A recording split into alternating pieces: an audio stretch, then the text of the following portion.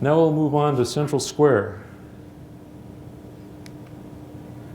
Okay, this was a 8 by 10 glass negative. When I pulled this out of the attic at the Historic Society, it was in an uncontrolled, very hot, very cold attic in a dusty old bureau. Pulled this out with a large batch, I don't know, maybe 40, 50 pounds of glass slides.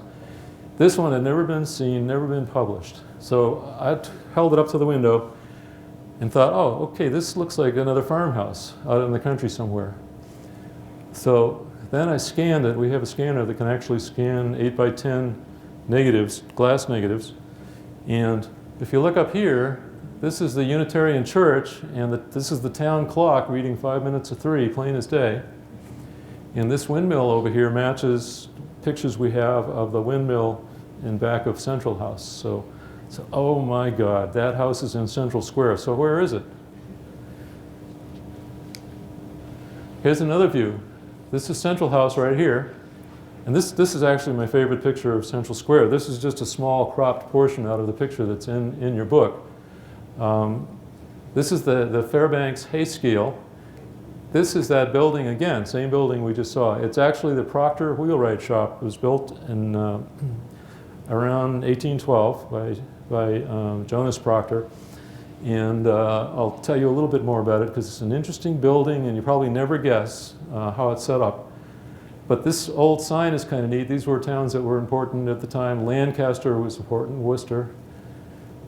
And this is the building that Jack Steiner came into in later years.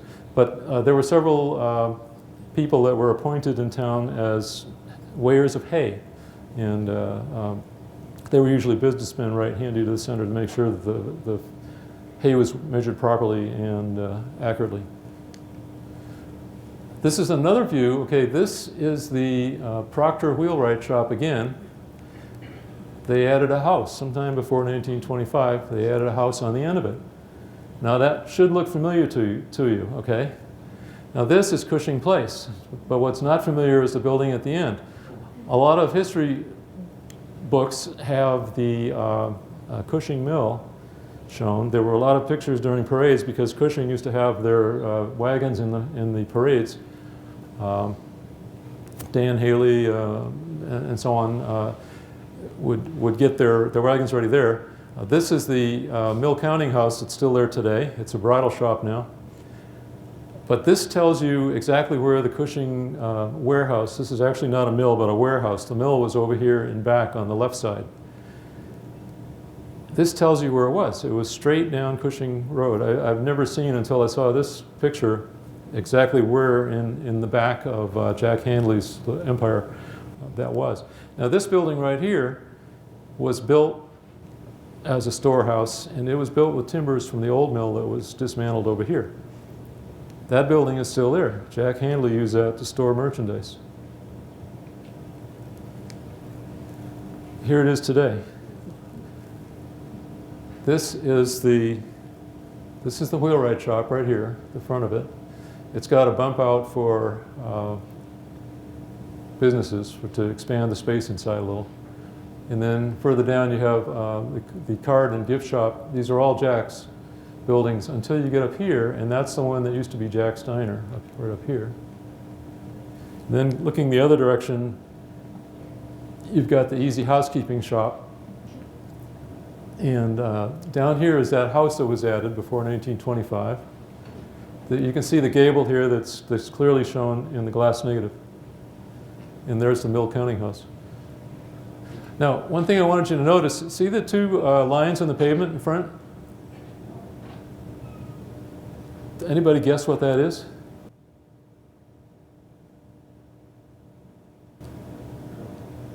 A wild guess? Bridge for the stream? Yes, who said that? Yes.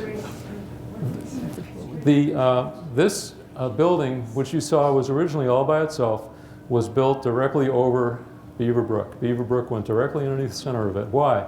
Because in 1812, and maybe all the way up through 1880 or so, they actually used the stream for power. They had a water wheel underneath the building, and the wheelwright had things that he had to turn. He had lathes to make spokes and so on. So this was actually a water-powered shop in the original days. And of course, this is a bridge now. So when you're walking over the sidewalk, you're actually walking over Beaver Brook. And I have seen pictures when the town was actually doing repairs on this many years ago, before my time. But it's still there, and there's still moisture coming up into the building. In fact, I saw Jack Hanley this week, and he was having some work done on around the baseboards here because of some of the moisture taking a toll. All right, now you talk about moisture. This is back in 1979. Okay, here's the wheelwright shop. Here's that house that's now known as Center Flower Shop in January 1979. Here's the bridal shop that was the Mill County, that was actually Ruby Emery's bakery at the time this picture was taken.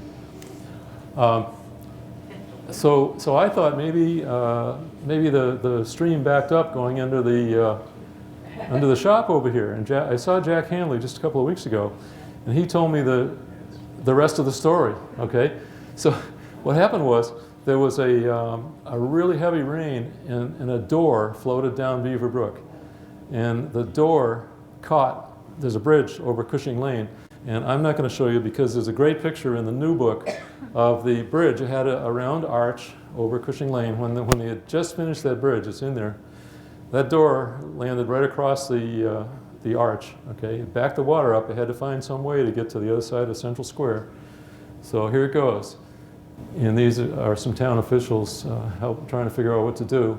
And then looking the other direction, okay, this is Center Medical Center, and this is Lee's Yarn and Hobby Variety over here. This is Marcus and Leslie's Antidote right now. They wouldn't be too happy if this happened today. And this, of course, is Fishbone's restaurant over here. So this is what it looks like today. There's Antidote, and there's Fishbones. So you can just imagine what kind of a disaster it would be if that happened today. This is the Oddfellows Hall, and this is relevant today. If anybody checked the paper today, there's a Center Village master plan, and part of that plan is to take down this addition that was put on right here.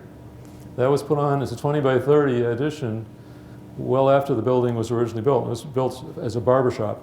Then when it became a bank, the bank presidents had their desks in here. It was Mr. Redstone first, and then George Duncan had his desk in there. That was their office.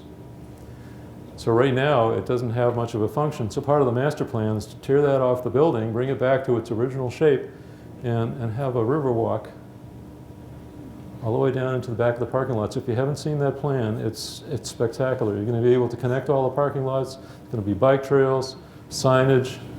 It's beautiful. Now this is Jack Hanley's, all of his stores. He owns everything here in the picture, except maybe the cars. This right here is the new bridge. Okay, in the book there's a picture of the old bridge that was a small arch, maybe about half the size of this, like this. So now they built a bridge after that '79 fiasco that they think even a door can't block. So that's what it looks like today. Now here's a picture. Everybody knows what it is. It's Town Hall. If you have a copy of the history book, okay, you know it's the back side of the cover, the jacket. That's the same picture. And the reason it's here, I had heard some stories. This is the flagman's shack. I had heard some stories about a flagman by the name of Philip Donahoe. So I was always curious, who is Philip Donahoe? What does he look like? When did he live? So I went on a mission, and I didn't really have any good information until David Brow. Anybody hear of David Brow? He's a photographer for the Lowell Sun. He had, in his house, he had some negatives stashed away down in the dark recesses that had never been seen, that were taken in Chelmsford Center around 1925. So now I've got some pictures, and here's one of them. And if you look right here is the flagman's shack, but it's on the other side of the tracks. They moved it on the opposite side from the town hall. And there's an interesting character over here. If you look, there's a whole bunch of people all lined up along the side of the street holding kids and so on. They're all watching the parade. Well, this guy's not. He's leaning against the flagman's shack. Aha! So we're going to zoom in here. Okay, look. If you see this guy here, here's a man. He's wearing a trench coat. Looks like he's holding a pipe, puffing some smoke, and he's got a fedora hat on. Could that be Philip Donahoe? Don't know. He could just be a bystander taking a smoke. Okay, here's another picture. And this one was taken from the Unitarian Church, maybe the front steps. I have to mention, this is Officer Donald Adams. And if anybody doesn't know what happened to Donald Adams, this is 1925. In 1927, okay, if anybody wants to read, there's a detailed account in the history book that was written. Actually, it was in the papers right after it happened. So I won't go over that story because it's in the book. But here's the shack again, and here's the Chelmsford garage. And it's kind of hard to see what's going on here, so let's zoom in. Aha. What you see now, this is the door of the firehouse. In 1921, they bought a big fire engine. They didn't have a place to put it other than in back of the town hall. So the fellows that built Kidder's garage here built one end of it. It's still there. The tall end of the building had a large door just to house that American LaFrance engine from 1922 until 1926 or 7 or so. So anyway, here's a guy that's sitting in a chair. That's kind of the pose you'd expect for a flagman, you know, just waiting for the scheduled train to come through. And he kind of has a hat, I think they call it a poor boy hat. It kind of looks like the guy that you're going to see in the new book. There's a picture of him up close and personal. So in the book, I didn't know who he was, but I said he could be, because based on this picture right here, I said he could be Philip Donahoe. But then, as I was enlarging this picture, I discovered something that changed everything. Whoops, excuse me. If you go over here, right here, it's hard, it's easier for me to see on the computer, but in fact, I can't see it at all. There's an arm pointed downward, and there's an arm upward holding a pipe, and there's a fedora hat. Aha! So I didn't see it until I really zoomed in, and I started to diddle with the exposure and pulled out from the darkness. So that kind of matched the guy who was in the other picture, okay? So now I can confidently present to you for the first time on a scratchy old negative that came out of David Brow's house in Dunstable that's never been seen on Earth by anybody but me. Okay, now you. I give you Philip Donahoe.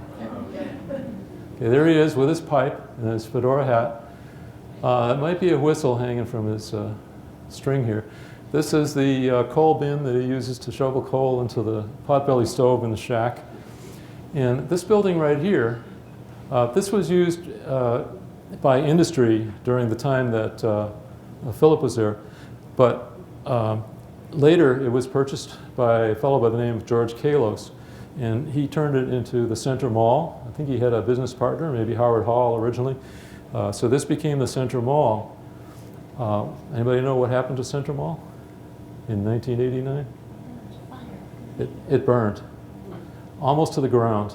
In fact, it was such a bad loss that the fire chief at the time recommended that it be torn down. Well, George Kalos said no. He said, I really like the history and the building, my little corner of Chelmsford Square. I'm going to save it. So he went, and it was 89 it burned. In 1991 he opened it again, and it was very different. If you see, there were large blocks of glass windows that used to light the factories that were inside, factory building. Now he's got stores accessed from the outside. He took the corridors that were inside and made those part of the space for the businesses. So this, which is all glass, there are now 6 individual businesses.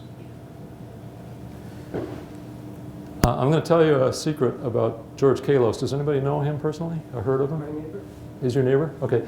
Well, you're going to love this then. Secret about George Kalos, the real estate developer.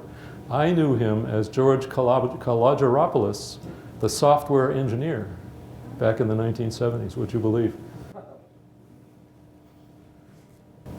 And here, of course, is what happened to the railroad track. This is the Bruce Freeman Rail Trail, right next to the parking lot at George's building.